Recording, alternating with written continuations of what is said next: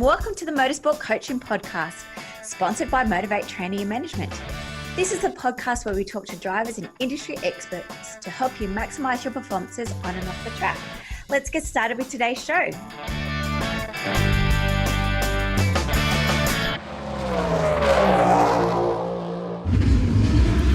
Hello, crew, and welcome to episode 111 of the Motorsport Coaching podcast. Today, I'm very excited to be chatting to 16-year-old Oscar Targett, a car living alone in Italy. We talk about his current racing opportunities, his career to date, and his racing goals. Also, I'd like to say a very big thank you for listening to this podcast. I understand there are lots of motorsport podcasts to choose from. I do hope that these podcasts are helping you to improve your performance. And of course, I value any feedback, so please don't hesitate to get in contact with me directly at Motivate Training or leave a review on the platform that you're listening to us today. Crew, I hope you enjoy this episode as much as I did talking to Oscar. Please follow his journey on his career on the links that will be available in today's show notes and mentioned into the show. Let's get started. So good evening. Welcome to the Motorsport Coaching podcast, Oscar. Hello, good morning. Well, good morning for me, good afternoon for you. Yes. So you're currently in Italy. So what time is it over there? It's 9 o'clock in the morning here. So just got up, had some breakfast, got ready, dodged up a bit of a position to sit to do this interview. And yeah, now we're here. Fantastic. So for those who don't know you, how did you get started in motorsports? I got started in motorsport because both of my parents were really involved in karting for forever, really. And I'm pretty sure I would have gone to the go-kart track the first time before I was even a month old. So I was kind of, always heading down that track. And then when I was probably 3 or 4 years old, Dad asked me if I wanted to have a go. And I said yes and had a go. And then, I don't know, I might send you a photo. I refused to put on a full face helmet because I didn't want to close the visor. So I was wearing my bike helmet around the first time I ever drove. And then, it's just kind of gone from there and through karting all the way until I've ended up over here in Europe. So just going back there, you do have an older sister. How did she get away from competing motorsports, or did she dip a toe into it as well? Or well, she had a little bit of a go, but she would go through phases where she was really interested and then she didn't want to come anymore. And then suddenly she'd turn up at the track and be like, where's my go-kart? So she had a couple goes, but she really enjoys, painting and drawing and a lot of those things. So she kind of stuck to that side. So she's more creative. Yeah, a little bit. Well, a lot more. And so your love for motorsports, as you said, was from your parents. But did you want to actually go driving, or did you feel pressured that you'd have to do this because of who your parents are? Well, apparently I stayed at my grandma's house the night before I first drove a go-kart, and I told her that I didn't really want to do it but I felt like I needed to because of Dad. Yep.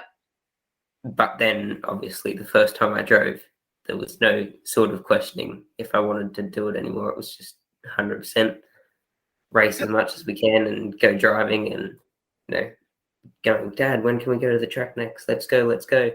So, yeah, for sure. At the start, I don't actually remember, but my grandma has told me before that I was like, oh, I'm not sure. But after the first here you time, are living your dream in Italy, so it can't be that bad. You must really enjoy it.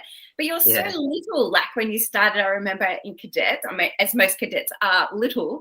But now you've grown. How many karts do you reckon you've had over the years? Oh, well, a fair few. Yeah.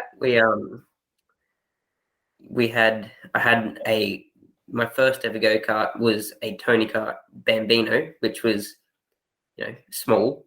Yeah. And I very quickly complained that it didn't go fast enough. So Dad ended up putting a Coma Cadet engine on it when I was about 4. Oh. And I went racing against Dad whenever we could have a go. So that was a bit of fun until it was wet and he turned me around at work and I ended up in a puddle of water soaked.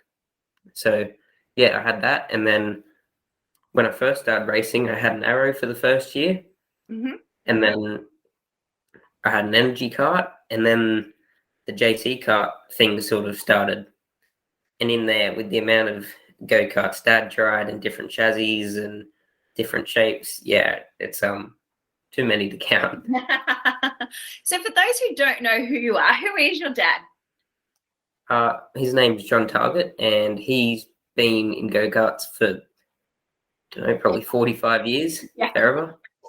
And he moved to Europe like I have when he was 20 and lived here for 11 years in Italy doing, well, racing at first. And then once he stopped racing, being a team manager at Top Kart and running the race team, and then also starting energy karts with Mickey Panigata. And then when he came home from Europe, he didn't actually have any intentions of, getting into go-karts again. He wanted to get a normal job, and then he found himself back at the go-kart track within 2 months, and nothing really changed. No. I remember going to the track when he was racing. That's how long I've known your dad. And Mum. And so you've got a famous mum as well. She's known around the track in karting. How did she get involved? Do you know how she got started in motorsports? Yeah, I'm pretty sure one of her best friend from high school ended up getting a kart. They just kind of got interested one day and went into it. And then Mum never really drove a lot. She mainly went to the track to mechanic and help out and just, hang out with her friends. And then she slowly ended up making a lot of friends at the track and meeting a lot of people and learning how to mechanic, and then did a fair bit of driving herself in practice sessions and that sort of stuff. And then, she met Dad and came over to Europe as well. And, did the same sort of thing over here, did some mechanicking and worked in the race teams, and just, she's always been around as well. And have they ever had a race against each other? Well, possibly, but I don't really know. I think there's probably been a couple races, but any of the ones I've been told about have been won by Mum. So fantastic. Yeah.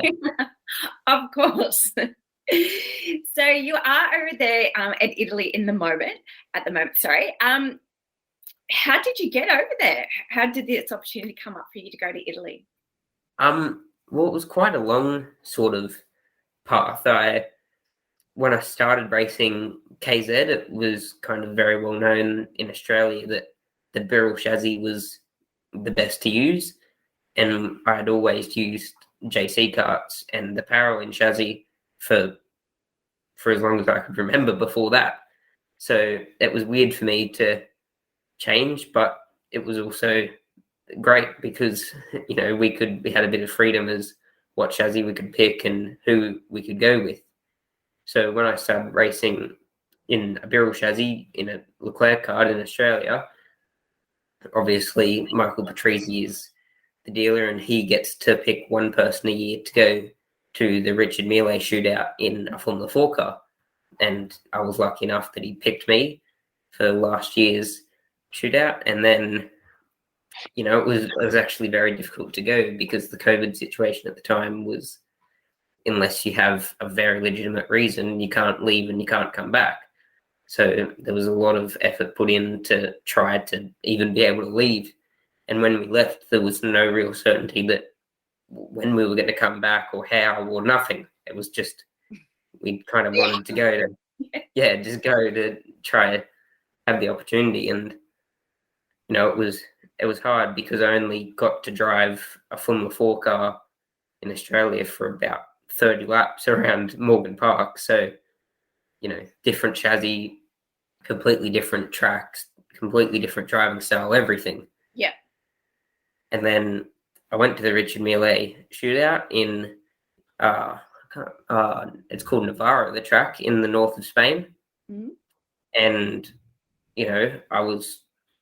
I had no idea how I was going to go, but I was confident that I would be somewhat there. Fantastic. And then throughout the driving, kind of, we only had 1 day of driving, only 4 sessions, and then a top 6 and top 3 shootout. So through the 4 practice sessions, it was very good, and I was quite fast. And then actually going into the last session, I was fastest. And, I was, oh, this is pretty good. And then I'd never had any experience driving a Formula 4 car at all, and then at all on new tyres either. And the other 2 that I was competing against had driven around that track with new tyres and tested and everything. So I didn't end up winning in the top 3, but obviously that relation with the Richard Mille Academy was through Birrell.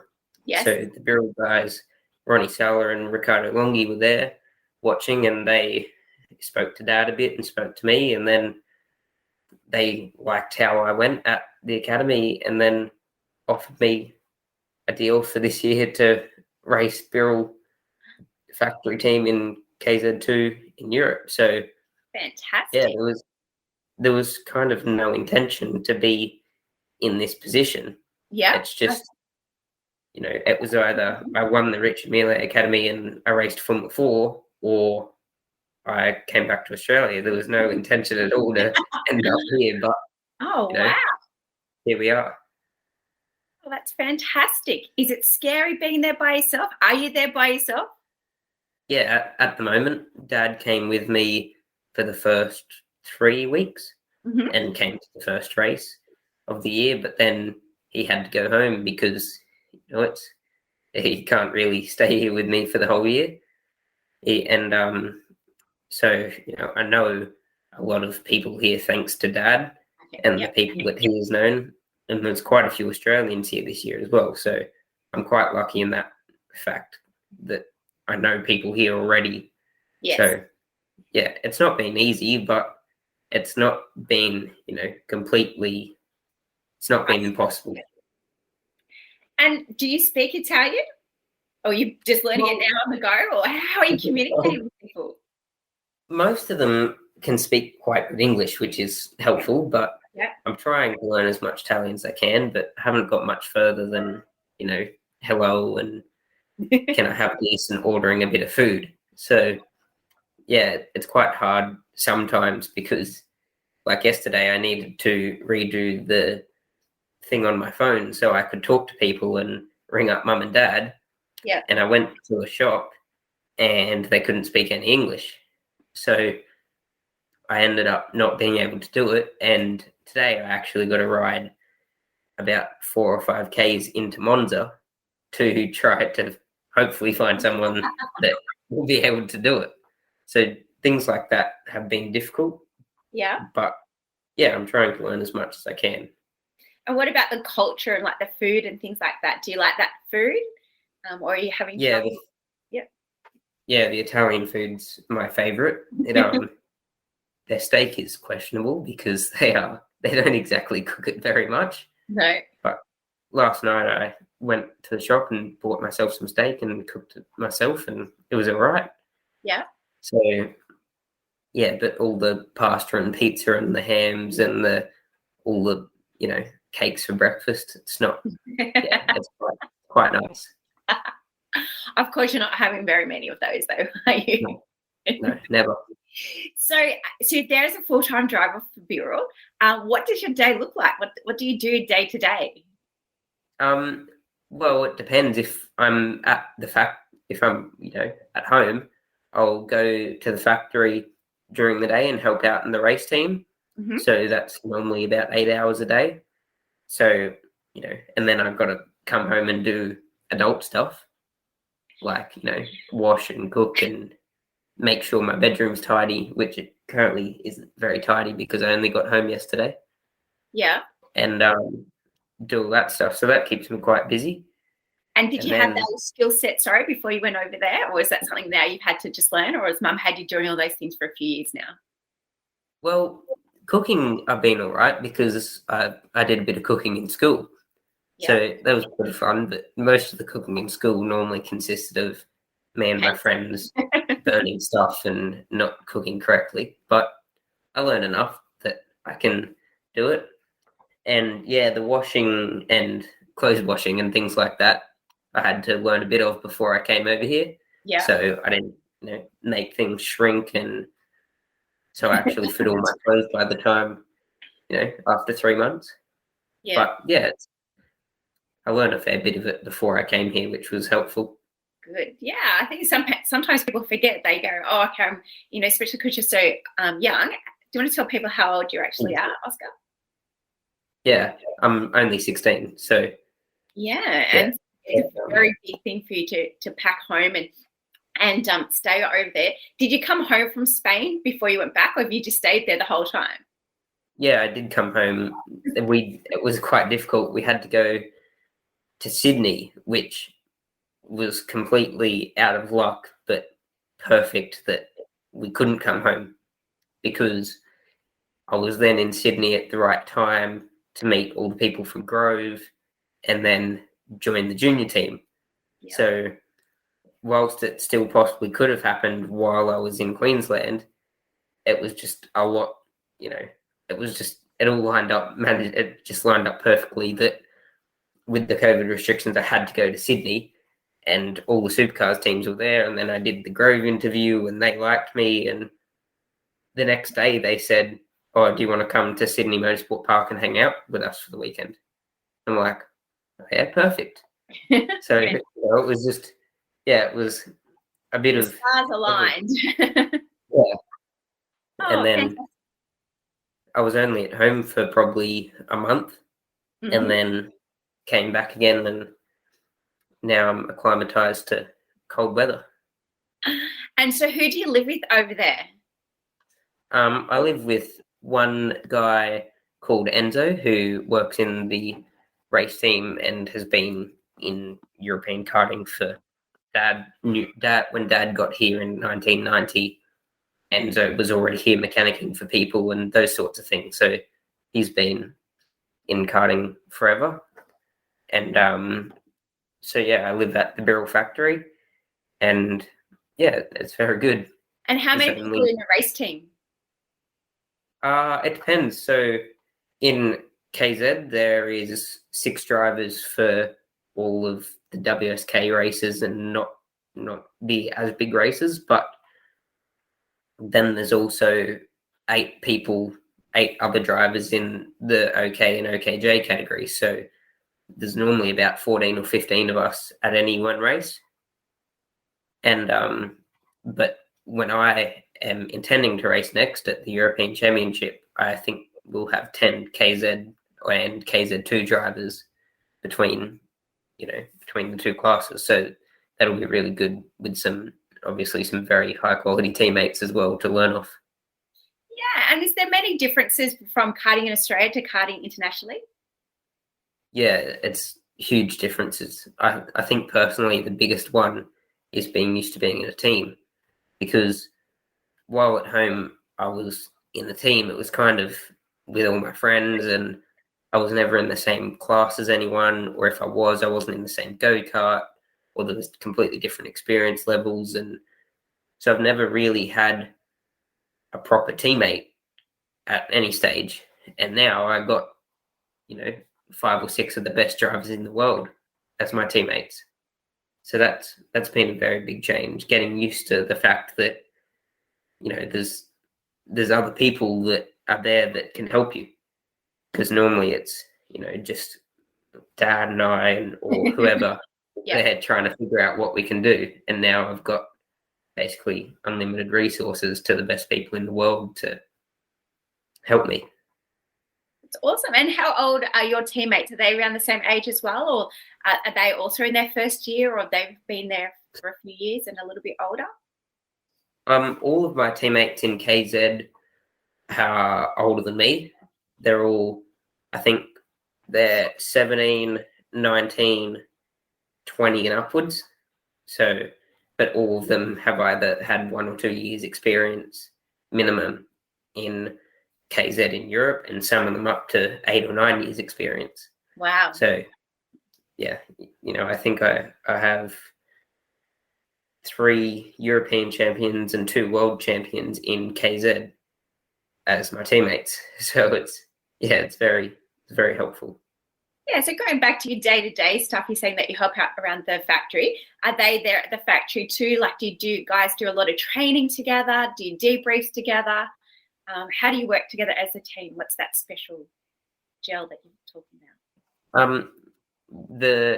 Our team manager, Ricardo Longhi, he is the only driver that's at the factory every day, but he's also the team manager. So he works in the race team, preparing karts and things, and we do a lot of that together. So him, myself, and Enzo and another mechanic all help in the factory, and I've got to know them very well in only 2 months, so they've been very helpful. And when I need to go to the shops and I end up buying the wrong thing because I can't read what it is, they're very helpful with making sure going with me and getting the right things. Or when we go to lunch, they'll translate what's on the menu for me and those sorts of things. Oh, do you have to ask Oscar, have they stitched you up? Not yet, they haven't. No, like they haven't made you order snake or snails or something. I think I was okay because they've tried to a couple times, but my Italian's all right enough that I can catch on if they're trying to do something. So that they've stitched me up with asking mechanics stupid questions and telling other mechanics dumb things in Italian, and they're like, "Yeah, it means this," and it doesn't mean that at all. I would be so gullible. I would be the worst person. I'd go, "Really? Okay." Yeah. Because sorry. Yeah, they'll tell you, go say this thing, and it'll be right like the first 5 times. So then you just start believing them. And then you go tell some other mechanic that all his wheels are going to fall off and like his engine's on backwards, or, the chain isn't tight enough. And I will think I'm saying like, "You're really cool." Yeah. So. But you're not. Saying things. So you're helping out into the factory and then you come home at night. Are you doing a lot of training? So what does your physical training look like? I mean, I know you've got some bedroom. Yeah, at the moment, obviously, I'm going to a lot of races. So at the race, I'm not doing any because I'm always driving. But at home, I'm just doing things that I've learnt from Phil Young, who I went to in Australia from GP Human Performance. So he worked with people like Jensen Button and James Courtney and Shane Van Gisbergen. So I was lucky enough to go to him for about 3 or 4 months before I left. And he taught me a lot of things. So I'm kind of just doing the same sort of things, as much as I can, that I did with him. So I don't really have any machinery, of course, but I'm trying my best to keep fit in between races. Yeah, and you did mention before that it's cold over there. So do you venture out for runs or for bike rides or anything like that, or is it just too cold? Now you could probably try doing a bit of running and bike riding, but probably this is the earliest you'd want to do it. Otherwise, it's just, it's too cold. But the other day at Sano, it was like 15 or 16 degrees, and I thought it was hot. So, I've gotten used to the cold of always below 10 degrees and a lot of the time into the negatives. So. Yeah, and you mentioned that you are traveling around a lot for the racing at the moment. And I know like Europe's quite small, but do you get any jet lag or anything like that? Or how do you go? No. Not in Europe, because it's just, I think the biggest time zone change between races is an hour or 2. Yeah. So it's only really like going from Brisbane to Sydney at most times of the year with the daylight savings. So it's not too bad, but it's just been very busy the last 3 weeks. So I raced in French Quarter. So we went there on Tuesday and Wednesday to set up, and then practiced and raced Thursday, Friday, Saturday, Sunday. Packed everything up Sunday night and drove to La Conca on Monday, which is a 12-hour drive from here, and then set up Tuesday to race Wednesday, Thursday, Friday, Saturday, Sunday, and then once again packed up Sunday and drove another 4 hours to Sano to set up Monday afternoon and Tuesday, to then race again all day, all the rest of the week, and pack up again Sunday and drive 8 hours back yesterday to Milan to finish off a big 3 weeks. Yeah, it sounds like you need just to recover for a little bit. Yeah. So that kind of brings up my next question of, like, you're going to all of these brand new tracks. How do you go about learning the new track? Do you obviously have maps? Have you got drone pictures, or how do you learn a new track?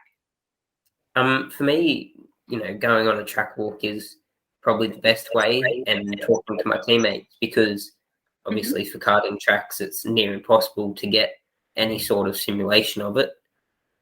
And, also watching previous races. So I'll go, all the races here are live streamed. So I'll go on YouTube and look up the race there from last year and watch and look at the lines and look at where people are overtaking and all those sorts of things.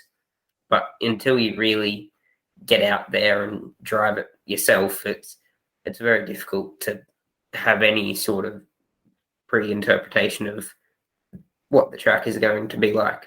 So, yeah. And do you think that's one of your strengths, that you can go out there and you're quite adaptable and you can pick up the track quite easily? Or yeah, for sure, because at home, Mum and Dad never took me testing to any of the tracks that AKC went to. So if I wanted to go good, I had to learn how to go good from the first practice session. So that's kind of one of my strengths in racing in general, that I can go to a track and I don't need to go for 3 or 4 days testing before to learn the track, because I haven't been able to in the past. And if I want to, go good in the races, I've had to learn quickly. So, yeah, while you do get a lot more practice over here than at home, it's definitely helpful being able to pick up a track quickly because of what I've been taught in Australia. Fantastic. Do you get to do much sightseeing, or have you done much sightseeing since you've been there? A little bit, but not a lot, because we're very busy. But the track that we were at just last weekend is about 20 minutes from the base of the volcano that wiped out all of Pompeii. Oh, cool. So I saw Pompeii, but from about 10 kilometers away on the highway. So that's about the most sightseeing I've done so far this year, but for sure I'll be able to see some cool things as we go along. Yeah, and so what does your plan look like for 2022? Sounds pretty busy already. Yeah, so far I've done 4 races, and at the moment the plan is to do 3 more, which are the 2 rounds of the European Championship, which will be in Genk in Belgium, the first round, and then the second round in Cremona down here in Italy, and then the World Championship at Le Mans. But then we're also trying to work now to get a few more races in between that time and a bit more testing, so we can get a bit more competitive for those 3, probably the 3 biggest events in world karting. And will your parents come back over for those, or they'll just watch it live streaming? My mum is going to come for Genk, and then for Cremona I'll be by myself, but Mum and Dad are going to come for the World Championship in Le Mans, so that'll be very cool. Fantastic. No doubt. Pardon? That'll be very cool to have them there. Just to see what it's like. Obviously, they've been there before. They've been to plenty of world and European championships, but it'll be cool to have them there when I'm racing. Yeah, of course. We always get homesick, don't we? Regardless of where we live in the world, even if it's in the next state. So you mentioned about your partnership with Grove. You're an ambassador as part of the Grove Junior team. Again, it was a selection criteria, and that was how you got selected to be upon the team. But what does that ambassadorship or being part of the team mean? Well, it's very good because I have a lot of support from everyone at Grove. Stephen and Brenton, they're very helpful just in all parts, they've offered me support on the racing side, on the personal, like, if they've said, if you're ever feeling lonely, you can ring us up whenever you want and have a chat. And then also the people that are in the Grove racing team. So now David Couch, he's probably the best engineer on the supercars grid, and Lee Holdsworth and David Reynolds have also been in contact with them, and they've been mentoring me through the start of my journey so far, and hopefully all the way up until supercars. And is that the grand plan? Are you wanting to do supercars, or are you wanting to stay there and do the more indie way? Or well, I'd really like to do the open wheel venture through Formula 4, 3, 2 and 1, but it's not realistic with the budgets we have, and it's very, very difficult to do. Of course. Yeah. And I also, living here for 2 months, I really like it here, but Australia is just probably the best place in the world. So not only the racing side of it, but also just life in general, I really like in Australia. And I've always been, I was a fan of the supercars long before I ever watched Formula 1 or IndyCar. So it's kind of always where I wanted to go, and now I've kind of properly started the path towards that. Mm-hmm. Yeah, and so is that the plan? Probably be there for 1 or 2 years and come back and maybe do some Super 3s, Super 2s with Grove? Yeah, at this stage, that's the plan. Mm-hmm. So, it's kind of, there's no sort of set in stone plan, because there was even never a plan to be here. So, that's right. Yeah, so at the moment, next year's plan would kind of either be to be at home racing a car or to be back here again. But, we're still very much thinking about this year and getting the best results we can before we start moving on to what we can achieve next year, and even what I'll be racing, where I'll be. Yeah, it's one of those wonderful paths, isn't it? It's just opened. Yeah. So if you weren't racing this year, what would you have been doing? I'm not sure. Would you at school? Would you been at uni working? Yeah, probably be at school, Yeah, doing normal thing. I kind of had picked subjects for this year that weren't going to be very difficult. So I'd picked the 2 of the science subjects, and then extended math and English as well. So it was kind of, if I was at school, it was going to be a very big year. And so yeah, I'd probably be at home doing lots of study and just hanging out. And so have you left school, or are you doing school over there? At the moment, I haven't been doing any school over here, but Mum and I are working to do not proper like online school with a school, but there is an Australian program where you can complete year 11 and 12 online, and you can do it as short as 6 months or as long as 7 years. So kind of the plan would be to, once I'm fully settled in over here, start doing a bit of that, and then I can pick and choose when I want to do things. And, I'd really like to ideally finish school by the end of this year. Because if I can do that, I'm a year early, and then next year I can not worry about it, Yeah, you can just concentrate on your racing. Yeah. So what social media accounts do you have that people can follow you, Oscar? I have a Facebook page for my sporting, what's called a sporting page, and then also my Instagram account, which are both, you can just find it Oscar Targett. And I try to do my best to keep everyone updated, but I wasn't great at it, so I'm working now. Mum's quite good at writing things, so I talk to her about it, and I'll write something and send it to her, and she'll change it, and then there's a lot of back and forth around that, and then we realise, we're a day behind. The first time we did it, we're a day too late, so we need to do it a bit quicker next time. So we're trying our best to do as much as we can, keep everyone updated, but at the moment it's it's definitely a work in progress. And do the teams help you with any of like that off-track development side of things? Like whether it's Grove Yeah. or Wirral? Yeah. Yeah, definitely. All the guys at Grove are very helpful. Every time I, want to post something very important on social media, they're open to me sending them an email saying, what do you think about this? And they'll respond very quickly and very helpfully with recommendations. So yeah, they're amazing at helping with all those sorts of things. Fantastic.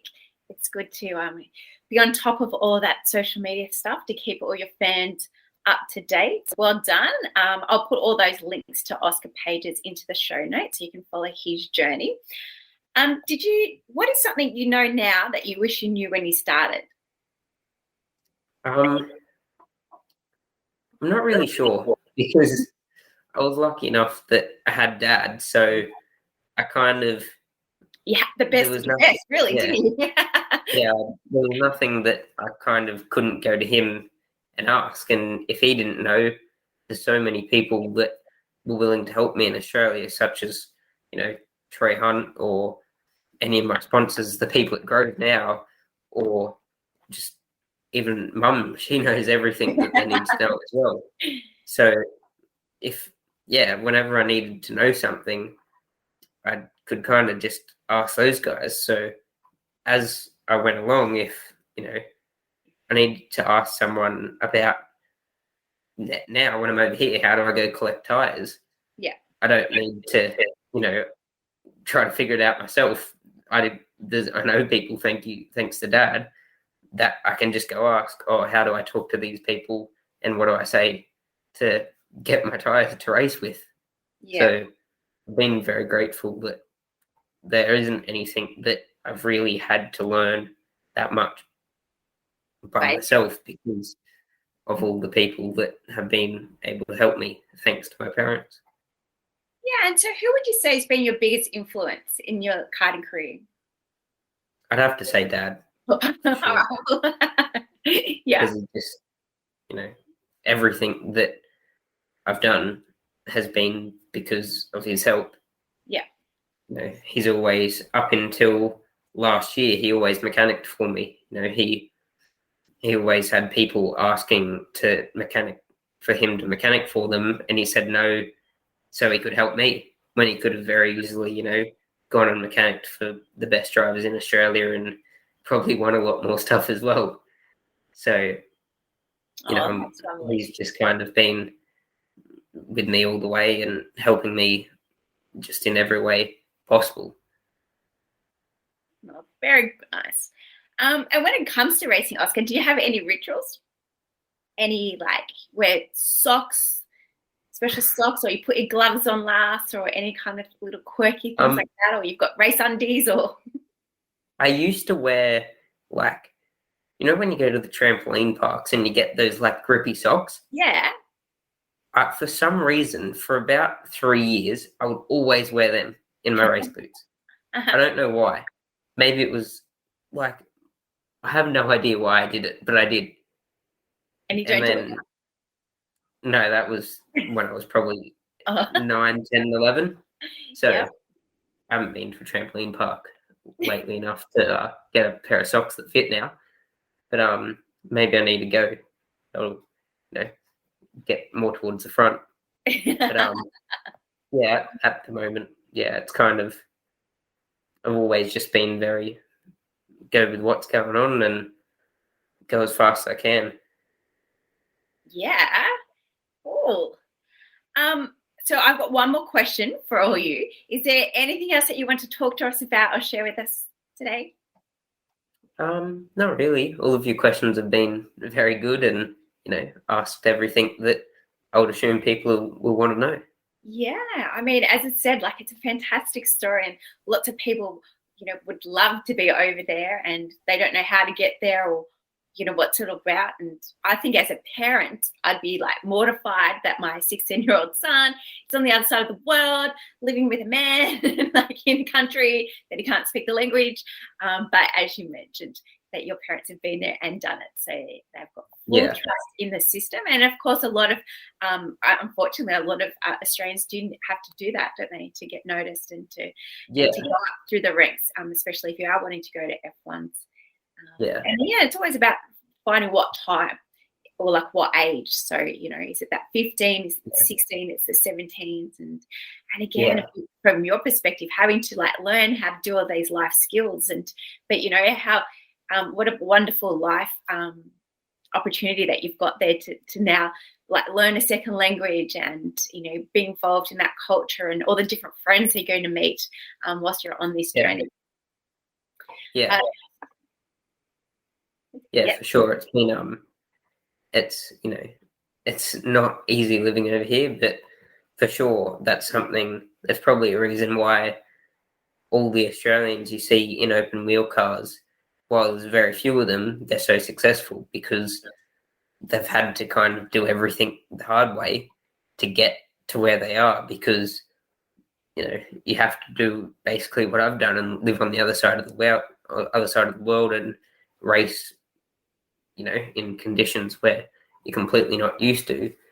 And then when things start to get a bit more comfortable as they've moved into that open wheel car scene, for them it's probably easy because they've been so used to doing things the difficult way through my age, that when they get to that stage, they're just near perfect in every way, that they go really, really good. Yeah, and I guess like the benefit of being there by yourself is that is your life. And so everything is just, motorsport, because, you don't have that social outlet or that group of friends, especially initially like now. That's what you're focusing on. Yeah, for sure. So whilst you're in Italy, my last question is pineapple on pizzas. Well, not for me. And I think you'd probably be sent back to Australia if you ordered one in the restaurant here. Yeah. But it's not very, it's very much frowned upon here. If someone mentions it in a tent, there'll be mechanics screaming in Italian, and not very happy people if you mention pineapple and pizza over here. But definitely not for me. No pineapple. All right. I'll remember that when you come back. Well, Oscar, thank you very much for your time this morning. I really appreciate it. Thanks for sharing your story and give us a bit of an insight to life in Italy. No problem. Thank you for, offering me the opportunity to come on my first sort of podcast thing and do my first proper at-length interview about my career so far. Fantastic. Well, follow Oscar's journey, everybody, as I said. Hopefully it's going to be in the supercars in the next 5 or so years. So, maybe we'll catch up every year and see how you're progressing. Yeah, for sure. It sounds like a good idea to me. All right. Thanks very much for your time. Thank you. Talk to you soon. Well, thanks everyone for listening to this week's show. I really hope you enjoyed that one as much as I did. Now, remember, all the show notes with the links and the specials mentioned in today's show are available over at motivatetraining.com.au. If you haven't already, I'd really appreciate it if you could head to iTunes or Stitcher, type in Motorsport Coaching, subscribe, and leave us a review. Each week, I'll read them out and you'll go into a monthly draw to win a fantastic prize. If you have any questions or comments, please email us at motivatetraining.com.au or head over to our Facebook page at Motivate Until next time, take care.